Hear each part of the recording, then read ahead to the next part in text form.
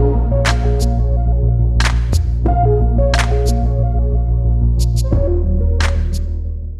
Friends, welcome back to this channel. मैं सुनील सोनी आपका इस इंटरेस्टिंग वीडियो में स्वागत करता हूं। आज बात करूंगा बजट के बारे में। बजट इन द सेंस कि अगर मुझे फार्मा कंपनी स्टार्ट करना है तो कितना बजट मैं लेके चलूं, कितने बजट को, कितने पैसे को मैं एक हैंडसम अमाउंट बोलूंगा यार इतने में ना कंपनी बहुत अच्छे तरीके से रन हो सकती है, इतने पैसे में कंपनी आराम से चल जाएगी, या कितना पैसा होना चाहिए कि मुझे कंपनी खोलने के बारे में सोचना चाहिए, राइट। उसी के बारे में डिस्कस करेंगे हम लोग इस वीडियो के अंदर।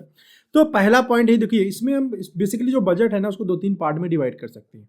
तो पहला 3 पार्ट में स्पेशली डिवाइड करेंगे हम फंड को अपने, जो भी आप फंड सीड अमाउंट प्लान कर रहे हैं। अब ये कितना रहेगा मैं अभी आप समझ जाएंगे जब मैं तीनों पार्ट बता दूंगा। एक मिनिमम एक आइडिया कुछ भी आप प्लान ले सकते हैं, 5 लाख, 10 लाख, 20 लाख। इसको कैसे बढ़ जाता है फंड और कितना अगर कम है तो कम में भी कैसे काम चल जाएगा वो मैं आपको बताता हूँ।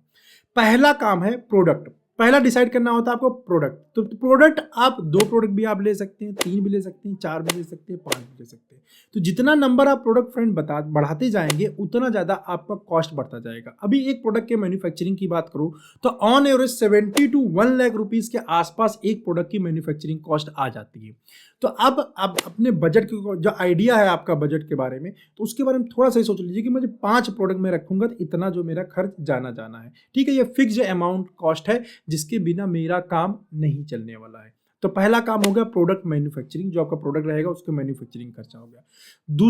दूसरे पॉइंट की बात करूं वो है फील्ड फोर्स। सबसे इंपॉर्टेंट ये सबसे ज्यादा जो खर्चा आता है ना, क्योंकि मैन्युफैक्चरिंग बहुत ज्यादा खर्चा नहीं आता।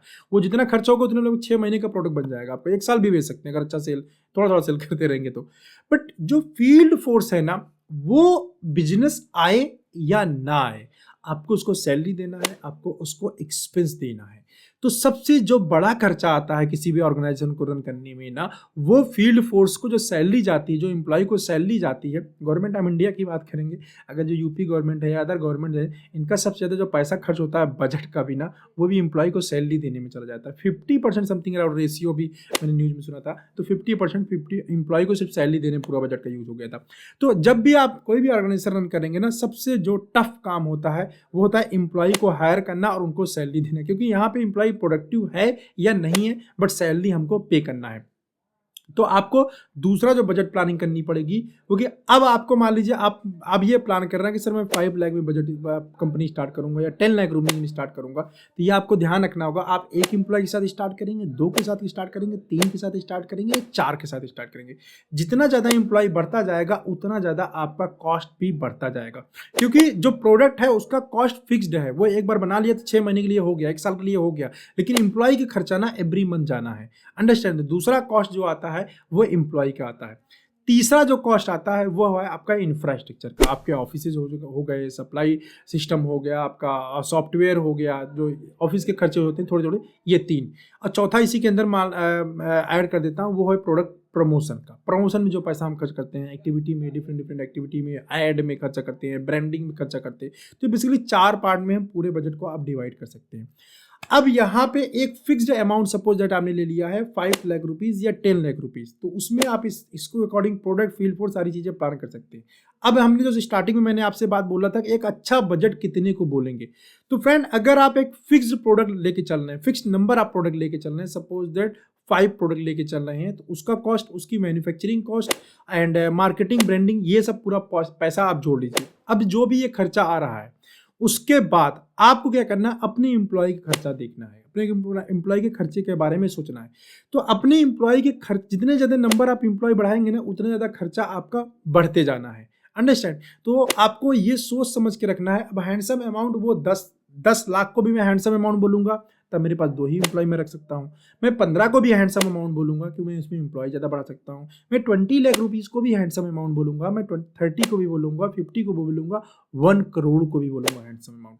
अब ये कहना कि भाई कोई किसी के पास 50 लाख रुपए है फार्मा स्टार्टअप करने के लिए या कंपनी ओपन करने के लिए, और किसी के पास ओनली 10 लाख रुपए है, तो दोनों में किसके ज़्यादा बेटर परफॉर्म करने के चांसेस है? मैं बताऊँ आपको, दोनों के इक्वल चांस है परफॉर्म करने के मार्केट के अंदर। ऐसा नहीं किसी के पास 50 लाख रुपीज़ है और किसी के पास 10 लाख रुपीज़ है तो वो मतलब अनइक्वल परफॉर्म करेंगे। 50 लाख वाला ज़्यादा अच्छा परफॉर्म करेगा, ऐसा नहीं हो सकता। इसका रीज़न ये है कि जब कोई 50 लाख रुपीज़ लेके ओपन करता है कंपनी, तो उसके पास नंबर ऑफ फील्ड फोर्स ज़्यादा हो जाते हैं।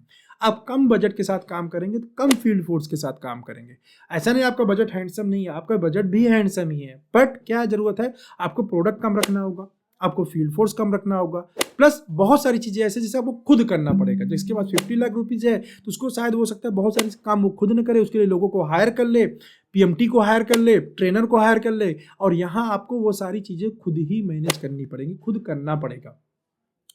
अब बात करते हैं प्रोडक्टिविटी की। सेल किससे ज़्यादा आएगा? सेल, नंबर ऑफ सेल की बात करेंगे क्योंकि उसके ज़्यादा मेडिकल, 50,000 में आपके ज़्यादा, 50 लाख में ज़्यादा medical rap, number of medical rap ज़्यादा रहेंगे।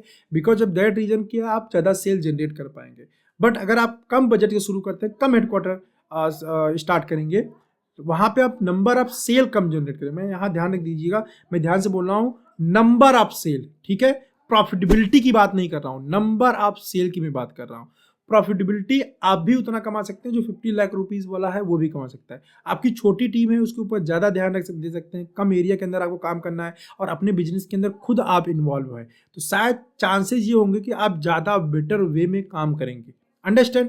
तो फ्रेंड, ऐसा सोचना कि बहुत ज़्यादा बजट होगा, 50 लाख, 1 करोड़, तभी कंपनी बहुत अच्छे से रन कर सकती है, नहीं, ऐसी बात नहीं है। 10 लाख भी इनफ बजट होता है। बस आप प्रोडक्ट थोड़ा कम कर दीजिए। 50 लाख में जो स्टार्ट करता है, ढेर सारा प्रोडक्ट लेके चला जाता है, ढेर सारा टीम लेके आ जाता है। आप कम प्रोडक्ट और कम टीम के साथ भी काम कर सकते हैं। एक्चुअली जो प्रॉफिट आता है, कंपनी बड़ी होती है ना, वो इसके ऊपर डिपेंड नहीं करता। सब लोग यही सोचते हैं, मोस्ट ऑफ द लोग, सब लोग नहीं, मोस्ट ऑफ द लोग यही सोचते हैं कि बजट ज़्यादा रहेगा, फंड ज़्यादा रहेगा तो हम बहुत कुछ कर जाएंगे। ऐसी बात नहीं है। बहुत सारे लोगों ने यहाँ स्टार्टअप करके बहुत सारा पैसा डुबा दिया है, बिकॉज वहाँ पे क्या था, प्रॉपर मैनेजमेंट नहीं था, सिस्टम नहीं पता, कैसे वर्क किया जाएगा, वो सारी चीज़ें नहीं पता है। तो ज़रूरत ये है कि आपके पास पैसा कम है तो भी कोई बात नहीं, आपके पास 5 लाख रुपीज़ है, 10 लाख रुपीज़ है, तो भी आप कंपनी खोल के बहुत स्मूथली रन कर सकते हैं। 3 बातें मैं आपको बताता हूँ जिसको आपको कंपनी खोलते समय ध्यान देना चाहिए। पहली बात है, कॉपी पेस्ट ना, ब्रांड से बचो। कॉपी पेस्ट जो ब्रांडिंग सिस्टम है ना, इसकी वजह से हम पिट जाते हैं मार्केट के अंदर, कंपटीशन में चले जाते हैं, भेड़ चाल में चले जाते हैं, जिसकी वजह से प्रॉफिटेबिलिटी नहीं आ पाती है और लॉन्ग टर्म में हम कंपनी को बड़ा नहीं कर पाते, या मैं बोलूँ सेल को मल्टीप्लाई नहीं कर पाते। तो पहला ध्यान आपको रखना है, इनोवेटिव चीज़ें लेके आनी, इनोवेटिव ब्रांड लेके आना।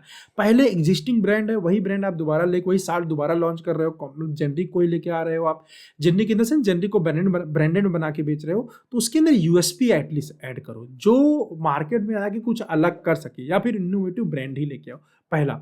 दूसरा ये कि जिस भी फील्ड के अंदर आप जा रहे हो, चाहे वो मार्केटिंग हो, या फिर मैं बोलूँ ओटीसी सेगमेंट हो, या फिर कंज्यूमर प्रोडक्ट्स हो, या फिर इंटरनेट या ऑनलाइन मार्केटिंग की बात करूँ, जिस भी चीज़ के अंदर आप काम कर रहे हैं, उसके बारे में थोड़ा सा चीज़ें पहले कलेक्ट करो, जो नॉलेज को इकट्ठा करो, उसकी चीज़ों को थोड़ा समझने की कोशिश करो, वहाँ पे कैसे क्या चीज़ें होती हैं, फील्ड फोर्स कैसे होता है, और उसके लिए थोड़ा स्वॉट एनालिसिस कर लो, क्या रिस्क फैक्टर क्या होंगे, पॉजिटिव क्या रहेंगे, और उनको मैं कैसे मैनेज करूंगा। ये स्वॉट एनालिसिस बहुत ज़्यादा जरूरी होता है, बट फार्मा कंपनीज की मैंने देखा स्टार्टअप में कोई करता ही नहीं है स्वॉट। बड़ी बड़ी कंपनी तो स्वॉट एनालिसिस करती है, लेकिन स्टार्टअप तो उसके ऊपर ध्यान नहीं देते हैं। तो दूसरी पॉइंट ये है। तीसरा जो है वो है खुद का इन्वॉल्वमेंट।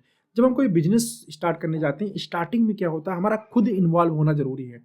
मैंने यहाँ देखा ज़्यादातर के लोग क्या करते हैं कि खुद इन्वॉल्व होने की कोशिश नहीं करते। वो सोचते हैं मेरे पास पैसा है, मैं लगा देता हूँ और उसके बाद जो है काम चल जाएगा मेरा। फार्मा के अंदर स्पेशली, अदर में कहते इन्वॉल्व होते होंगे, लेकिन फार्मा मुझे पूरा पक्का पता है कि बहुत सारे लोग खुद इन्वॉल्व नहीं होते। ये बहुत बड़ा ब्लंडर है। जब तक आप खुद नहीं इन्वॉल्व होंगे ना, आप अपने एम्प्लॉय की चीज़ों, नीड के बारे में नहीं समझ पाएंगे, प्लस उनको हैंडल कैसे करना है ये भी नहीं समझ पाएंगे, राइट। तो ये 3 चीज़ें थी जिसको आप फार्मा स्टार्टअप करते हैं तो आपको इनको ध्यान देना चाहिए। इसके बाद जो इंपॉर्टेंट चीज़ें और रह जाती हैं वो आपका ब्रांड मैनेजमेंट हो जाता है, आपका पोर्टफोलियो मैनेजमेंट हो जाता है, और बजटिंग आपका बैकबोन होता है। बजटिंग इन द सेंस, ये तो मैंने पूरा टोटल अमाउंट मैंने यहाँ से आपको बात किया, लेकिन बजटिंग में फिर आपका ब्रांड प्रमोशन में कितना पैसा जाएगा, ब्रांड प्लानिंग में कितना जाएगा, आप इन्वेस्टमेंट एक्टिविटीज़ कितना करेंगे, ब्रांडिंग के ऊपर कितना खर्च करेंगे, डिफरेंट सेगमेंट है। आप मेरे साथ जूम कॉल बुक करके मेरे साथ बात कर सकते हैं, कैसे ये चीज़ें होती हैं, कैसे स्मूथली चीज़ों को रन कराया जा सकता है। मेरा बोर्ड लाइन नंबर यही आ रहा है नीचे यहाँ पे।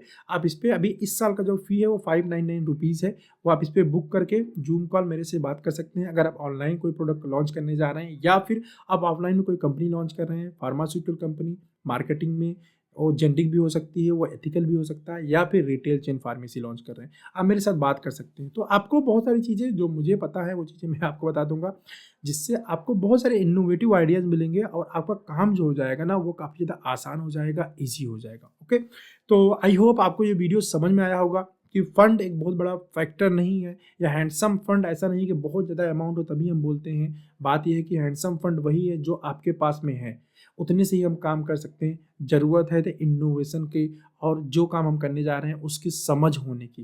ये दो चीज़ें हैं जो कि गेम चेंजर आपके लिए हो सकती हैं। ठीक है, चलिए बस इस वीडियो में इतने ही, मिलते हैं ऐसे किसी इंटरेस्टिंग वीडियो में नेक्स्ट टाइम। Bye bye.